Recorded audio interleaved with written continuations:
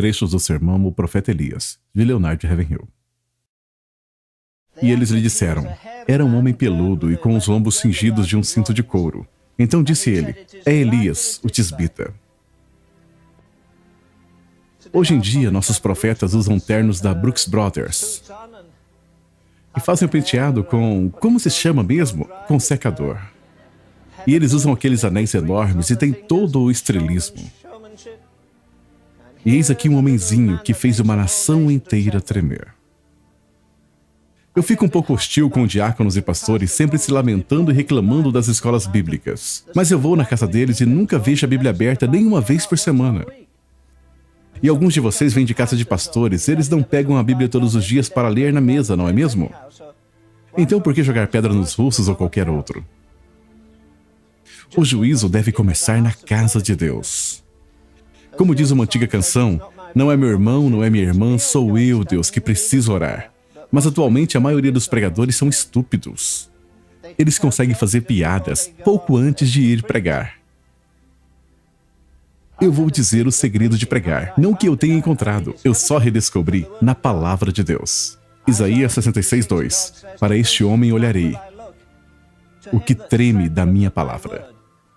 E isso não significa que na primeira vez que você se levanta, você descobre que seus joelhos são bem amigos, batendo juntos. Não significa esse tipo de tremor, mas o tremor da incrível tarefa de representar um Deus santo no mundo profano. Então é Pedro que fala deles pregando com o Espírito Santo enviado do céu.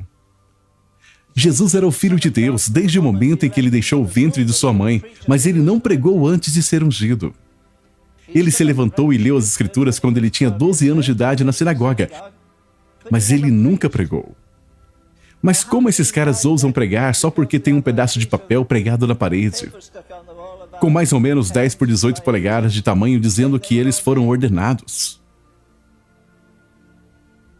Não há nenhum homem na terra que pode ordenar a outro homem para o ministério. Só há uma ordenação. As pessoas dizem às vezes, sabe, aqueles homens no cenáculo não foram ordenados. Mas é aí que você se engana. Eles foram ordenados sim. Porque Jesus diz em João 15:16, eu vos ordenei. Essa é a única ordenação, a ordenação das mãos furadas. Não a ordenação das mãos bem cuidadas, de unhas bem feitas, de um bispo ou outro qualquer. Não é incrível como 120 homens no cenáculo puderam virar uma cidade de cabeça para baixo? Eles viraram a nação de pernas para o ar, e 4.000 pregadores se reúnem por 10 dias custando $5 milhões. E ninguém sequer percebeu que eles estiveram na cidade. Não tem lógica. Então aqui está a pergunta que você deve se fazer. Qual a diferença entre o batismo com o Espírito Santo de Atos 2 e o batismo com o Espírito Santo de hoje? Há uma discrepância terrível. Mas, obviamente, a igreja do Novo Testamento e a de hoje são duas coisas muito diferentes. E outra coisa, é bom ir à escola bíblica. Eu fui uma vez. Mas você pode aprender muito mais debaixo de uma árvore ou em algum lugar no campo com sua Bíblia e ouvindo a Deus, do que ouvindo a qualquer outro te dando tudo mastigado. Apenas estudar a sua Bíblia não te tornará um santo. Tem que penetrar na sua corrente sanguínea e percorrer por você. Você pode encher sua cabeça de conhecimento, e isso é bom. Você pode aprender hebraico e grego, o que é legal, mas não há nenhum substituto para um relacionamento pessoal com o próprio Deus. Vocês se lembram quando eles nomearam os sacerdotes no ritual antigo do Velho Testamento? E Deus disse, separe Arão e seus filhos para que eles ministrem a mim. Agora, quantos de vocês ministram ao Senhor hoje em dia? Não trabalhar para Ele, mas trabalhar com Ele. Não apenas falar para Ele, mas uma via de mão dupla onde Ele fala de volta. Vou dizer algo, se você está diante de Deus, você nunca se ajoelha diante dos homens. O homem que esteve na presença do Deus Santo e Eterno nunca se curvará. Nunca será flexível. Ele entrega a palavra que Deus o deu. Vamos lá, agora me diga. Você gostaria de acordar de manhã e que Deus te dissesse vá à Casa Branca o mais rápido que puder e diga ao presidente: Com todas as suas ocupações, nada é mais importante do que o que eu tenho a dizer. Eu estive com Deus e Ele me disse que vai virar a chave do céu assim e vai fechar o céu para não chover mais. Agora vamos. Você ama os Estados Unidos o suficiente para mandá-lo à falência? É melhor uma nação ir gorda para o inferno ou ir magra para o céu? Mas esses homens amavam tanto a Deus que eles se machucavam quando Deus se machucava. Eles não se machucavam só porque os vizinhos diziam: quando vamos ter mais comida? Quando os preços vão baixar? Quando a economia vai se recuperar? Quando a inflação vai diminuir? Quantos pregadores vocês acham que vão ao púlpito neste domingo dizer: escutem, os Estados Unidos passaram mais uma semana machucando a Deus, quebrando os seus mandamentos. Estamos violando os seus sábados. Estamos legalizando o aborto, estamos legalizando o homossexualismo. Estamos do lado do diabo. Você não se tornaria o homem do ano. Antes que você terminasse, os diáconos te fariam sair pela porta da frente. E a glória de Deus desceu. E numa noite ele disse: quantos de vocês creem que o Espírito Santo ainda é o mesmo? E que ele virá sobre as pessoas e quebrantará os corações? Venha até a frente. Milhares de pessoas foram até a frente. E ele disse: eu comecei a impor mãos e todos eles caíram no chão, mas eu nunca disse para eles fazerem isso. De repente alguém disse: oh, meus olhos foram abertos, eu posso ver. Oh, meus ouvidos foram abertos, eu posso ouvir. Oh, minha perna aleijada, eu posso senti-la. E eles começaram a pular e saltar, louvando ao Senhor. Sabe, não se faz isso em um culto decente. Só se faz isso em um culto indecente. Sabe, muitos de nós perderemos o status na primeira vez que o Espírito Santo descer num culto. Todos nós abandonaremos nossas críticas negativas também. Não é incrível como muitos pregadores acreditam na Bíblia de capa a capa até que realmente venha um miraculoso? Mas cristianismo que não é sobrenatural é superficial.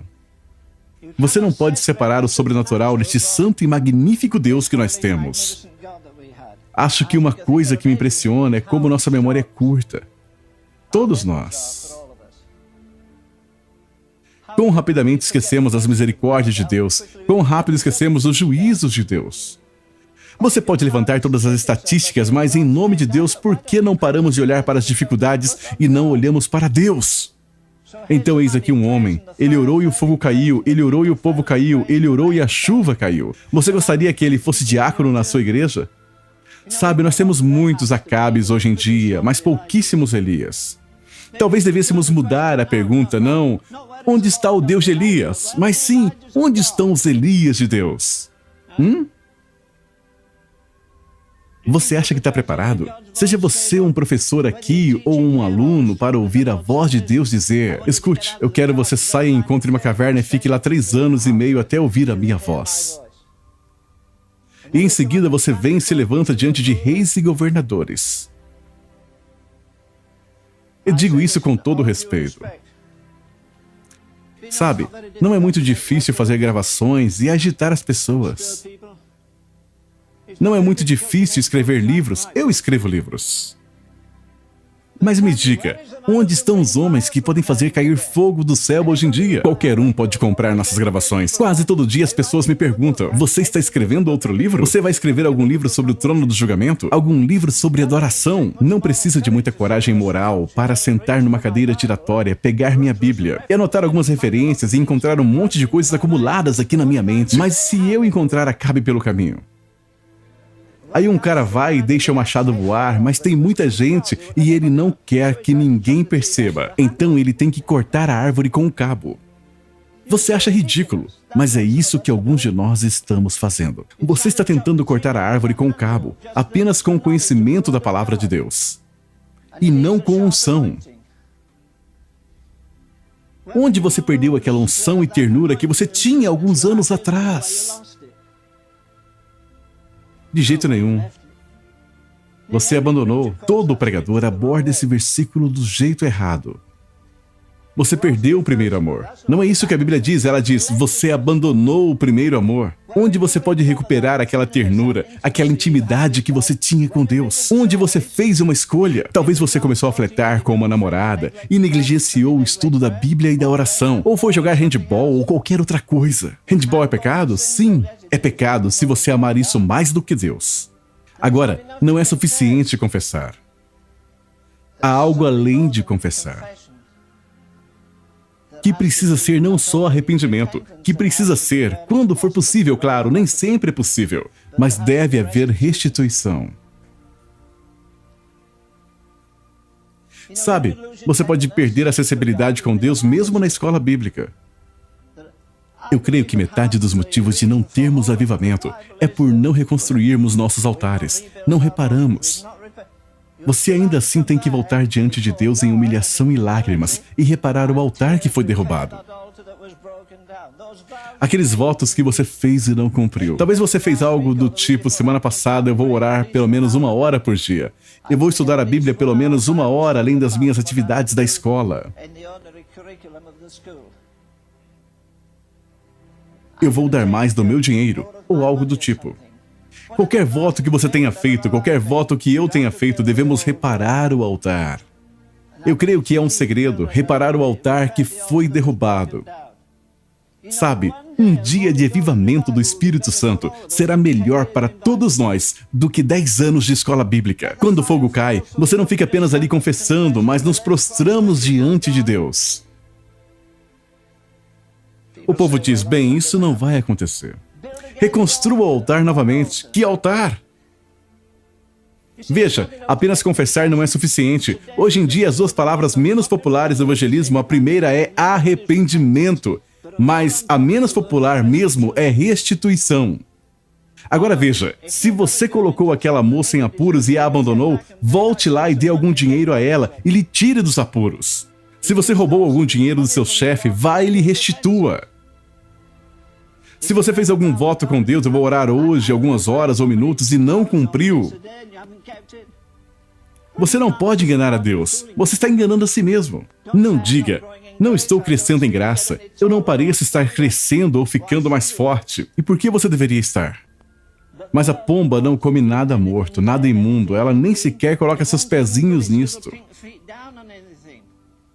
Essa é uma ótima ilustração, porque se você estiver morto nas suas ofensas, transgressões e na carne, o Espírito Santo não virá. Ele pode vir para te convencer e dar um impulso, mas ele não vai habitar no seu coração se tiver imundícia e corrupção aí. Você pode chorar, clamar e fazer todas as confissões, mas não receberá o Espírito Santo. Que frase forte. Louvado seja o nome do Senhor.